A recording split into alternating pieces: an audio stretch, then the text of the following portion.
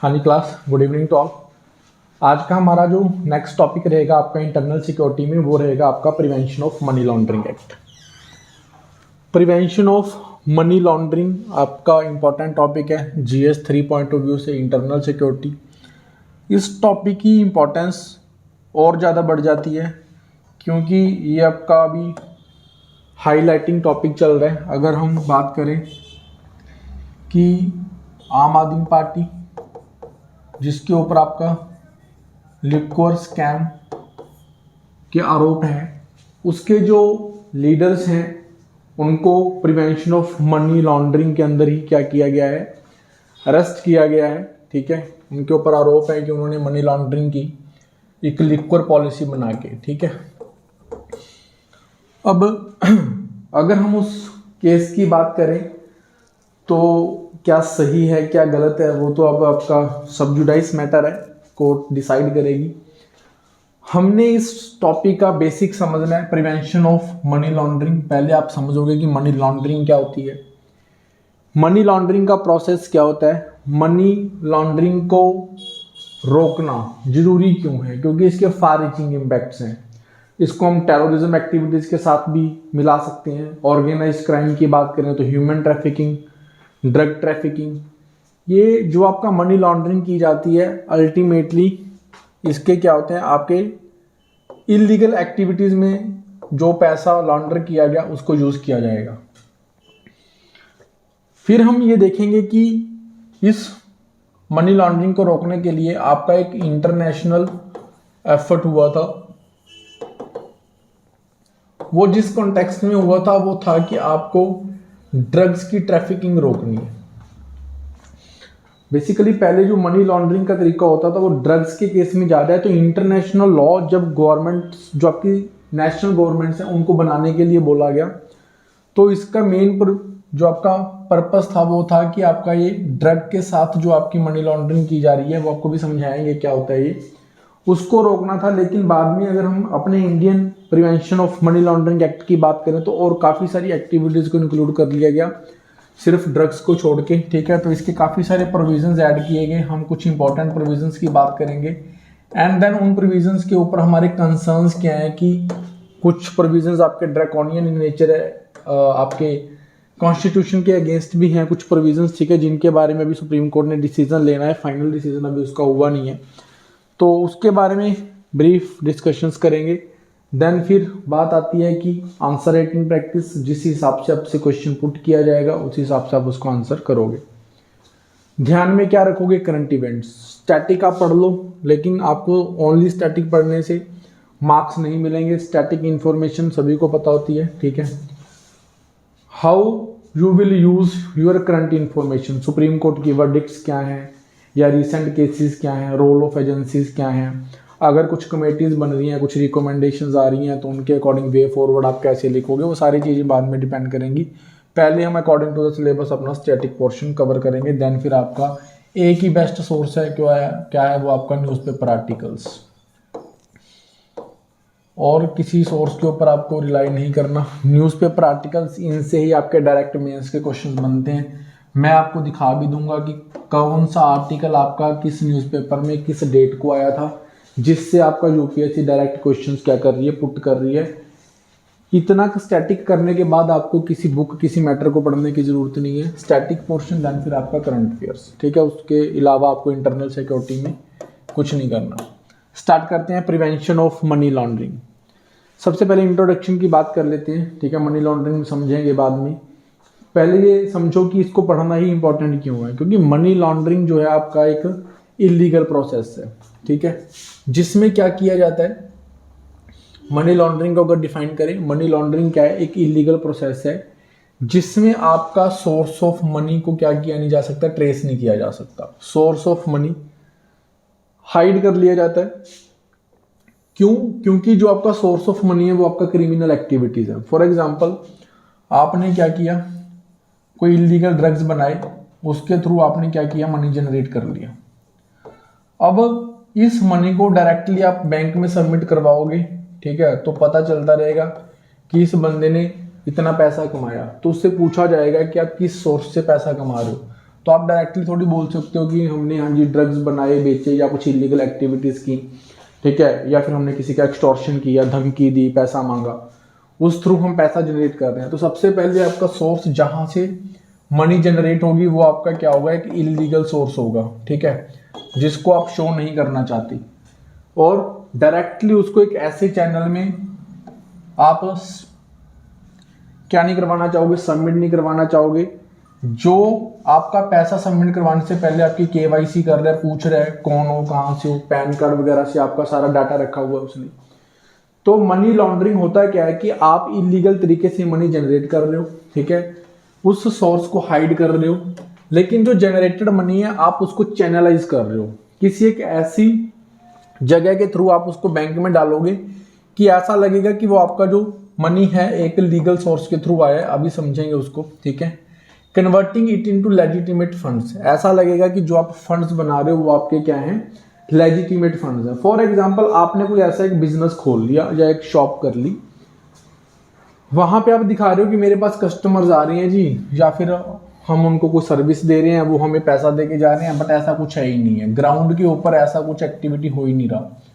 आप बस एक एंट्रीज दिखा रहे हो कि हमारे पास इतना पैसा आया जी, हम ये सर्विसेज दे रहे हैं, हम कैश में पैसा ले रहे थे, फिर आप उसको क्या करोगे, बैंक में जाके सबमिट करवा दोगे, ठीक है, वो ऐसा लगेगा कि लीगल तरीके से आपका पैसा आया। काफ़ी सारी एक्टिविटीज़ है, रियल एस्टेट एक इसका सबसे बड़ा क्या है, इस पैसे को चैनलाइज करने का सोर्स है, जो आपका इलीगल पैसा आप कमाते हो।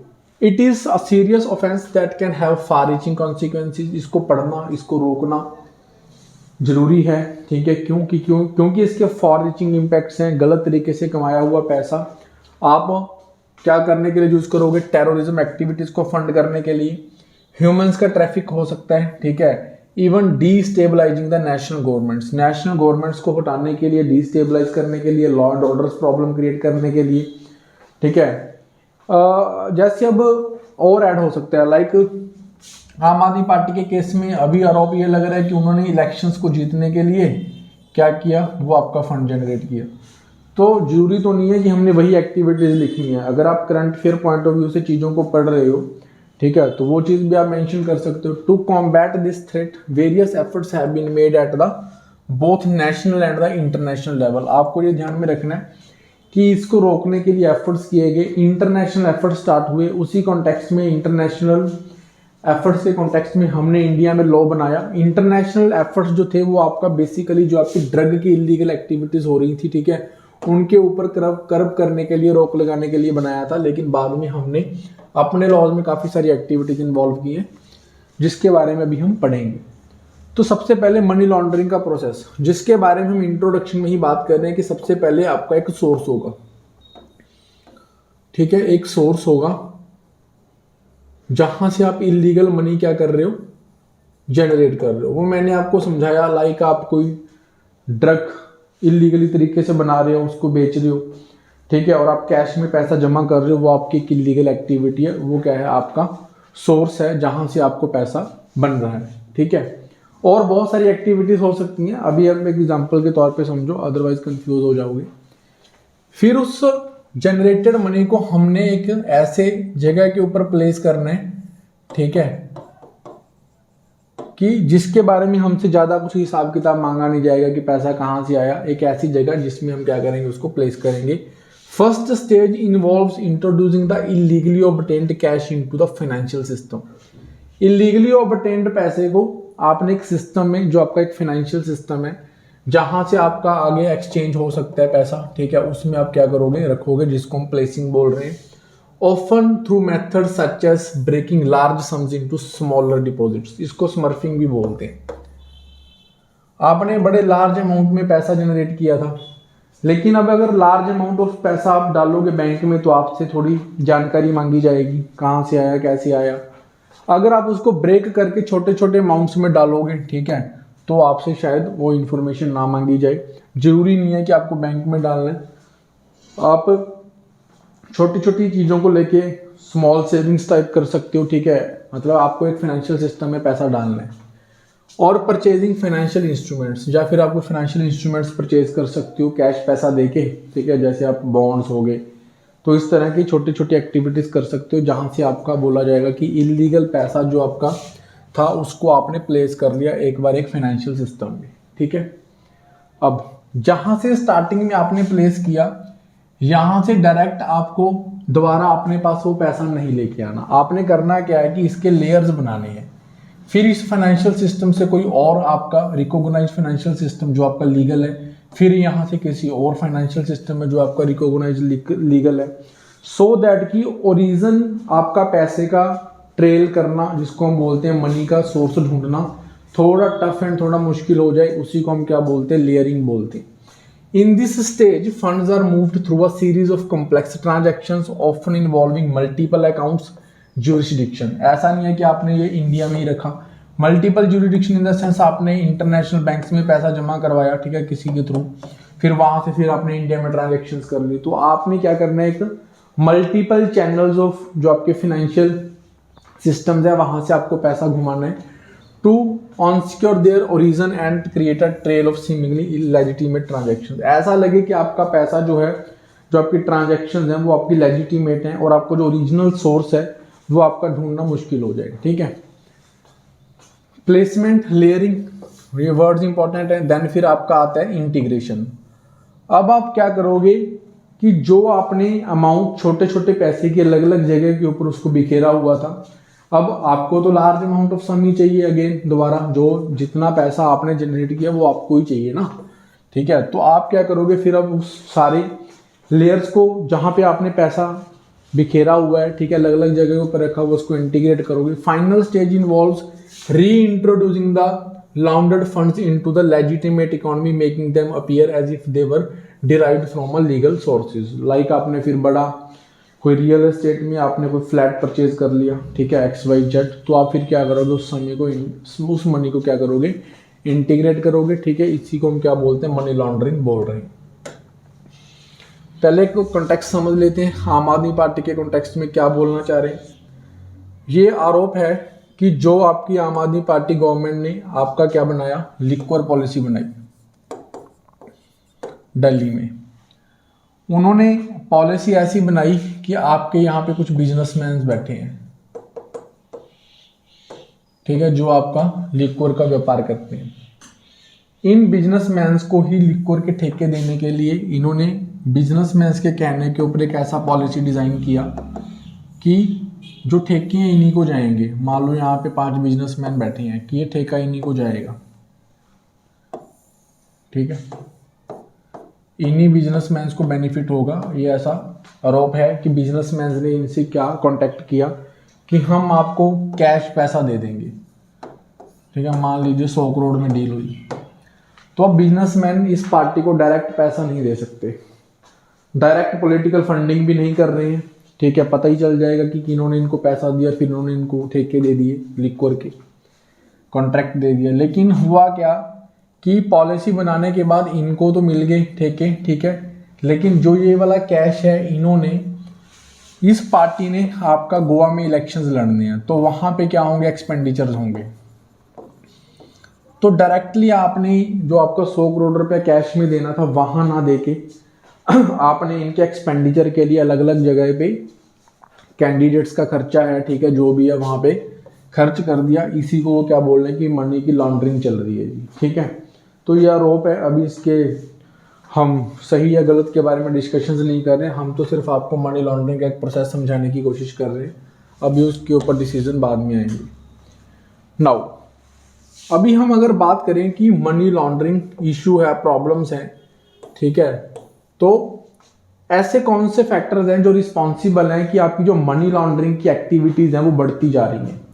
इनको ट्रेस कर पाना बहुत मुश्किल है, ठीक है। अगर ट्रेस हो भी जाएं तो फिर क्या प्रॉब्लम्स हैं कि जो आपके प्रोसिक्यूटिंग एजेंसी होती है, ठीक है, उसको एक्यूज्ड को प्रोसिक्यूट करना भी क्या है, थोड़ा मुश्किल है, ठीक है, क्योंकि ट्रेलिंग होना, मनी का सोर्स ढूंढ पाना इतना आसान है नहीं। तो रीजन क्या है कि आपका इस तरह की एक्टिविटीज के बढ़ने का सबसे इंपॉर्टेंट कारण है कि ऑर्गेनाइज्ड क्राइम्स। ऑर्गेनाइज्ड क्राइम्स के बारे में हम अपने लेक्चर में पढ़ चुके हैं। ऐसे क्राइम्स होते हैं जिनको आपका एक बिजनेस एक्टिविटी बना के किया जाता है, ठीक है, वहाँ पे ज़्यादातर क्या होते हैं, लोग ग्रुप्स में काम करते हैं, ठीक है। लाइक हमने वहाँ पे स्मगलिंग पढ़ा, ठीक है, काउंटरफिटिंग करेंसीज पढ़ा, ठीक है, हमने दाऊद ग्रुप के बारे में पढ़ा, डी कंपनी के बारे में पढ़ा कि वो कैसे लोगों से पैसा एक्सटॉर्शन करते हैं, ठीक है। तो ये आपके ऑर्गेनाइज्ड क्राइम्स होते हैं। तो ऑर्गेनाइज्ड क्राइम्स के थ्रू, ठीक है, आपका क्या किया जाता है, मनी लॉन्ड्रिंग किया जाता है। The rise of the organized criminal networks such as drug cartels and human trafficking rings such as has the fueled the demand for money laundering services to conceal their illicit profits। अब हुआ क्या कि organise crime बढ़ा, organise crime बढ़ने से आपकी जो money है वो इलीगल तरीके से बनाई जा रही है। अब उस मनी को प्लेस करना है लीगल चैनल में, इसीलिए मनी लॉन्ड्रिंग की एक्टिविटीज बढ़ी है, क्योंकि आपका ऑर्गेनाइज क्राइम बढ़ रहा है। एमर्जिंग टेक्नोलॉजीज, ऐसी टेक्नोलॉजीज मार्केट में आ चुकी हैं, लाइक आपका ब्लॉकचेन की बात करते हैं, डिजिटल करेंसीज की बात करते हैं, जहां पे आपका मनी को प्रोसेस करना, चैनलाइज करना डिसेंट्रलाइज्ड हो चुका है। किसी एक बैंक, आरबीआई के पास इंफॉर्मेशन नहीं रहेगी, मान लीजिए सेंट्रलाइज्ड बैंक। आपने उस टेक्नोलॉजी के बारे में पढ़ा ही होगा, तो आपको पता होगा कि वो एक डिसेंट्रलाइज्ड मेथड है। तो एमर्जिंग टेक्नोलॉजीज में ट्रेंड होना, आपका नई नई टाइप की करेंसीज आ जाना, ठीक है, वो भी आपके लिए प्रॉब्लम है। Advent of new technologies such as crypto currencies, online payment systems has provided new avenues for money laundering, making it more challenging to detect the money and trace the money. उसके बाद आपका globalisation एक बहुत बड़ी problem है। अब हमने layering में ये पढ़ा कि आपकी मनी को वेरियस चैनल से क्या किया जाएगा, पास किया जाएगा। तो वो जरूरी नहीं है कि आपका इसी कंट्री में हो। अदर कंट्रीज जो आपके टैक्स हेवन्स होते हैं, जहाँ पे टैक्स लगता ही नहीं है, या फिर आपको KYC नॉर्म्स इतने फॉलो नहीं करने पड़ते, तो उनके बैंकिंग सिस्टम में वो मनी आपकी इजीली सबमिट हो सकती है। ग्लोबलाइजेशन हो चुके हैं, हम ट्रांजैक्शंस एक कंट्री से दूसरी कंट्री में कर सकते हैं, जिसकी वजह से अभी आपका मनी लॉन्ड्रिंग और बढ़ रहा है। The increase interconnectedness of the global financial system has made it easier for criminals to move funds across the borders, exploit jurisdictional differences in the regulation and the enforcement. अलग अलग countries के अंदर अलग अलग टाइप का law follow होता है, taxes को लेके या ज्यूरिडिक्शन को लेके, KYC नॉर्म्स को लेके, ठीक है। तो इसीलिए क्या ये प्रॉब्लम है। इनइफेक्टिव ज्यूरिडिक्शन कंट्रोल, अब जो आपका ज्यूरिडिक्शन कंट्रोल है, मान लीजिए आप इंडिया की बात करते हो या किसी अदर कंट्री की बात करते हो, उनका कंट्रोल भी इनइफेक्टिव है ड्यू टू कोऑर्डिनेशन। आपकी कोऑर्डिनेशन नहीं है एजेंसीज के बीच में, ठीक है। Lack robust anti money laundering law, या तो लॉ ही नहीं है, ठीक है, या फिर आपकी जो एजेंसीज हैं उनका इन्फोर्समेंट वीक है, उनके पास नॉलेज नहीं है, टेक्नोलॉजी नहीं है, स्किल नहीं है, ठीक है। तो वो क्या नहीं कर पा रही है, ट्रेस नहीं कर पा रही है। Creating safe havens for money launderers to operate, तो मनी लॉन्डर्स जो हैं वो क्या है, सेफली अपना ऑपरेशंस करते रहते हैं, क्योंकि एनफोर्समेंट एजेंसीज के पास वो स्किल नहीं है, ठीक है। जिस हिसाब से बोलते हैं कि अब चोर शातिर है, पुलिस उतनी शातिर नहीं है। तो ये आपकी सारी प्रॉब्लम्स हैं जो आपकी मनी लॉन्ड्रिंग की एक्टिविटीज को बढ़ा रही हैं। नाउ मनी लॉन्ड्रिंग की एक्टिविटीज का हम कॉन्सिक्वेंसेस देखते हैं कि मनी लॉन्ड्रिंग अगर होती है तो आपको बड़े लेवल के ऊपर इसके क्या कॉन्सिक्वेंसेस देखने को मिलते हैं। अगर हम बात करें कि इकोनॉमिक कॉन्सिक्वेंसेस के, आपका क्या हो जाएगा जब आप उस मनी को ट्रेस नहीं कर पाओगे, उसके सोर्स को, गवर्नमेंट्स उसके ऊपर टैक्सेस नहीं लगा पाएंगी, ठीक है। तो आप देख सकते हो कि आपका इकोनॉमी के अंदर उतना टैक्स का पैसा गवर्नमेंट को मिलेगा नहीं जितना होना चाहिए, ठीक है। Money laundering can have severe economic consequences including distorting the financial markets, undermining the integrity of the financial systems. जो आपके फाइनेंशियल सिस्टम्स हैं उनकी इंटीग्रिटी के ऊपर खतरा पैदा होगा। Facilitating the corruption and the tax evasion, tax evade हो जाएगा, ठीक है, गवर्नमेंट को रेवेन्यू नहीं मिलेगा। बैंक्स के अंदर इतना पैसा आ रहा है, ठीक है, आप इकोनॉमी को कैसे मर्जी रेगुलेट कर सकते हो, ठीक है। सोशल कॉन्सिक्वेंसेस, सोशल कॉन्सिक्वेंसेस की बात करें, हमने ये पढ़ा बैक चैनल के ऊपर, देखोगे आप क्या कि हमने मनी लॉन्ड्रिंग कहाँ से की है, ठीक है। ऑर्गेनाइज्ड क्राइम्स, इलीगल एक्टिविटीज को जो हम पैसा जनरेट कर रहे हैं उसको छुपाने के लिए। तो इससे होगा क्या, जो पैसा हमारा आएगा हम उसको फिर क्या करेंगे, टेररिज्म फाइनेंसिस के लिए यूज करेंगे, ह्यूमन ट्रैफिकिंग के लिए यूज करेंगे, सो दैट कि हमारा जो ऑर्गेनाइज्ड क्राइम हो रहा है वो चलते रहें। वो आपके जो ऑर्गेनाइज्ड क्राइम में बहुत सारी चीजें आ जाती हैं, स्मगलिंग है, ठीक है।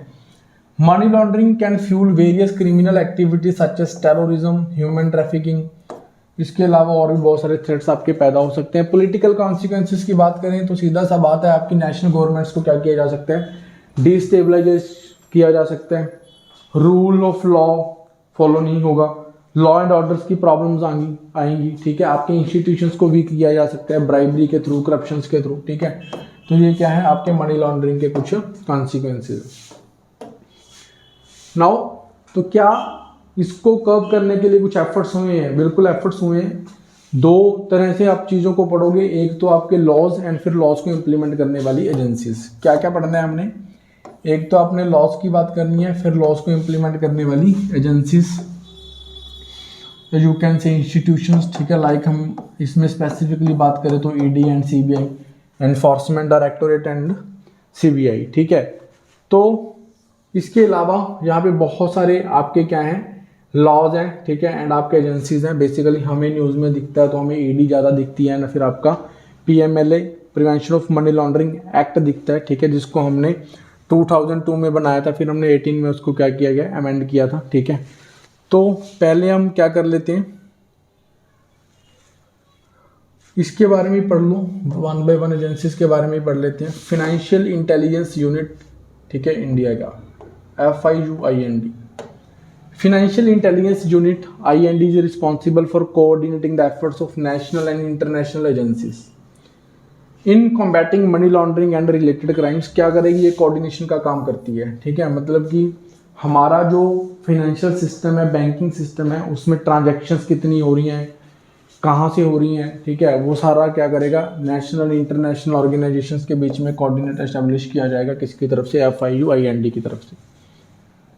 फिर हमारा प्रिवेंशन ऑफ मनी लॉन्ड्रिंग एक एक्ट इंपॉर्टेंट है, ये आपकी एजेंसी होगी, ठीक है, ये आपका लॉ हो गया, 2002 में बना। पीएमएलए क्या करता है, क्रिमिनलाइजेशन करता है मनी लॉन्ड्रिंग को। ये कोई आपका सिविल क्राइम नहीं है, ये आपका क्या है, ऐसा क्राइम है जिसमें आपको क्या होगी, इम्प्रिजनमेंट हो सकती है, ठीक है, 10 साल तक की सजा हो सकती है, एंड आपको फाइन भी भरना पड़ सकता है। Provides for the attachment and confiscation of property, जिसने मनी लॉन्ड्रिंग की उसकी प्रॉपर्टी को क्या किया जा सकता है, अटैच किया जा सकता है, जब्त किया जा सकता है। Imposes reporting requirements on the financial institutions, ठीक है।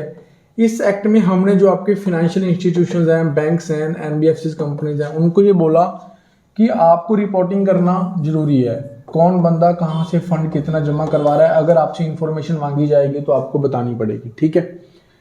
Narcotics, drugs and psychotropic substances act 1985। अगर आप लेक्चर की स्टार्टिंग की बात करो तो हमने पहले ये बोला था कि जो आपका सबसे पहला मनी लॉन्ड्रिंग का इंटरलिंक जिस चीज़ के साथ देखा गया, जिस ऑर्गेनाइज्ड क्राइम के साथ देखा गया, वो थे आपके ड्रग कार्टेल्स, इलीगल ड्रग्स को बनाना, डिस्ट्रीब्यूट करना, वहां से मनी जनरेट करना।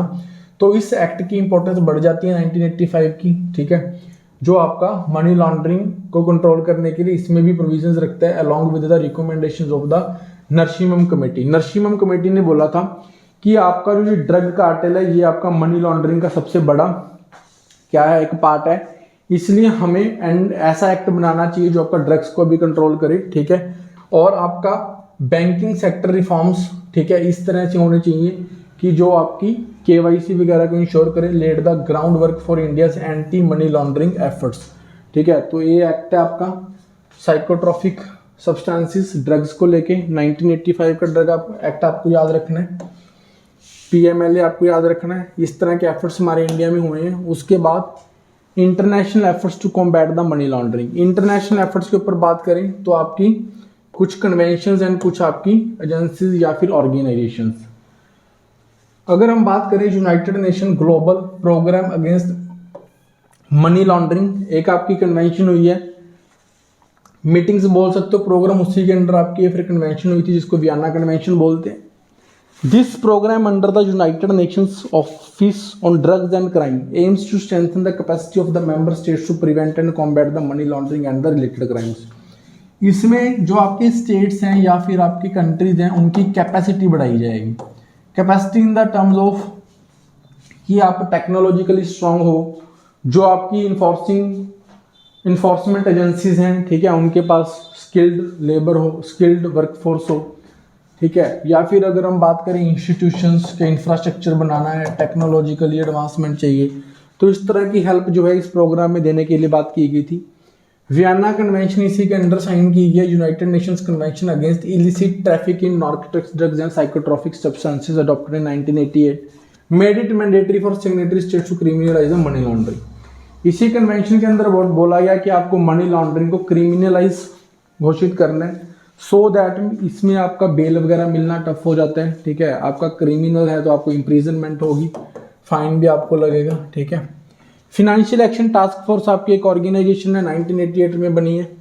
ये क्या करती है, इंटरनेशनल स्टैंडर्ड सेट करती है या फिर आपके इम्प्लीमेंटेशन जो आपके लॉज को करोगे उनको इफेक्टिवली इम्प्लीमेंट बनाने के लिए एक regulatory and operational measures to combat the money laundering. ठीक है, जैसे मान लीजिए किसी कंट्री में इलीगल एक्टिविटीज हो रही हैं तो उनके ऊपर सैंक्शंस लगाती है कि आप इनको फाइनेंस नहीं कर सकते, या फिर आप अगर वहाँ पे इलीगल एक्टिविटीज़ को कंट्रोल नहीं करोगे तो आपको इंटरनेशनल फंडिंग नहीं मिलेगी। ठीक है, FATF के बारे में आपने सुना होगा, पाकिस्तान के केस में अभी 2-3 साल पहले काफ़ी न्यूज़ में था कि आप अपने वहाँ पे क्राइम्स जो हो रहे हैं कुछ ग्रुप्स को बैन करिए, अदरवाइज आपको फिर क्या होगा, इंटरनेशनल फंड नहीं मिलेगा। तो ये भी इंपॉर्टेंट रोल प्ले करती है FATF। उसके बाद prevention of money laundering act हमने यहाँ पे पढ़ा था 2002, लेकिन इसमें कुछ अमेंडमेंट्स हुए थे 2018 में, जो आपके कुछ ड्रैकोनियन अमेंडमेंट्स हैं, क्योंकि उन अमेंडमेंट्स के होने के बाद जो आपका एक फेयर ट्रायल प्रोसेस होता है जो आपके किसी आरोपी के ऊपर लगता है वो उनको थोड़ा मिलना टफ हो गया या बंद हो गया, जिसके बारे में आज भी बातें चल रही हैं। तो हम देख लेते हैं कि अमेंडमेंट्स क्या हुई हैं। सबसे पहले तो clarification on proceeds of crime. अभी प्रोसीड्स ऑफ क्राइम क्या होता है, उसी मनी की बात चल रही है जो आपने क्राइम करने के बाद बनाई, उस मनी से अगर आपने कुछ भी परचेज किया तो वो आपका क्या है, प्रोसीड्स ऑफ क्राइम है। तो यहाँ पे ये क्लैरिफिकेशन दिया गया कि हम प्रोसीड्स ऑफ क्राइम किसको मानते हैं। हम सिर्फ उस मनी को ही प्रोसीड्स ऑफ क्राइम नहीं मानेंगे जो आपका डायरेक्ट इलीगल एक्टिविटी करने के ऊपर बनी। अगर आपने किसी और इलीगल एक्टिविटी के साथ, ठीक है, अगर मान लो आपने किसी और इलीगल एक्टिविटी के साथ भी आपने कोई और प्रॉपर्टी परचेज की थी तो आपका वो भी क्या होएगा, अटैच की जा सकती है। Amendment clarified that property acquired directly और indirectly by the proceeds of the crime mentioned in the schedule. अभी कुछ क्राइम्स जिनको स्केड्यूल में मेंशन किया गया है PMLA के अंडर वही कवर होते हैं, तो वो तो आपका प्रोसीड ऑफ क्राइम होगा ही होगा अगर उसके थ्रू आपने इलीगल मनी जनरेट की है। लेकिन अगर आपके उसके अलावा भी कुछ और क्राइम्स हैं, ठीक है, तो अगर आपने वहां से मनी जनरेट की है तो हो सकता है आपने उस मनी का जनरेट करने के बाद आपने इलीगल एक्टिविटीज में लगाया हो, तो वो भी आपका क्या है, प्रोसीड्स ऑफ क्राइम है, जिसको बाद में कन्फिस्केट किया जा सकता है। उसके बाद मनी लॉन्ड्रिंग को ये बताया गया कि एक स्टैंड अलोन क्राइम है। पहले क्या होता था कि मनी लॉन्ड्रिंग को किसी और क्राइम के साथ जोड़ के देखा जाता था, ठीक है, और उस क्राइम के प्रोविजंस लगे होते थे, ठीक है, उसको सजा कैसी मिलेगी। लेकिन अभी उन्होंने बोला कि मनी लॉन्ड्रिंग अपने आप में एक स्टैंड अलोन क्राइम है, इसके अलग से प्रोविजंस है। Amendment recognize money laundering as a stand alone crime allowing for the prosecution even if the predicate offence was committed outside India. यानी कि अब ये प्रोसिक्यूट कर सकते हैं किसी पर्सन को चाहे वो क्राइम इंडिया के बाहर ही हुआ हो, ठीक है। मनी लॉन्ड्रिंग एक स्टैंड अलोन क्राइम है। Wider definition of NGOs and the politically exposed persons. इन्होंने दो चीज़ों को 2018 अमेंडमेंट में डिफाइन किया था कि जो आपके एनजीओस हैं, एनजीओस की डेफिनेशन को वाइडर कर दो। यानी कि उससे क्या होगा कि जो हमारे एनजीओस के रिगार्डिंग रूल्स बने हुए हैं फिर वो ज़्यादा ऑर्गेनाइजेशंस को फॉलो करने पड़ेंगे। वो रूल्स अगर ज़्यादा ऑर्गेनाइजेशंस फॉलो करेंगी तो हमारा क्या होगा, गवर्नमेंट को उनके बारे में ज़्यादा इंफॉर्मेशन रहेगी कि कौन सी एनजीओस किस स्पेसिफिक पर्टिकुलर पर्पस के लिए कहाँ से पैसा ले रही है और कहाँ पे उसको क्या करती है, यूज करती है। पॉलिटिकली एक्सपोज्ड पर्संस जो हैं, ठीक है, उनको क्या किया गया, उनकी स्क्रूटनी बढ़ा देगी कि उनकी स्क्रूटनी अधिक ज़्यादा से ज़्यादा होगी।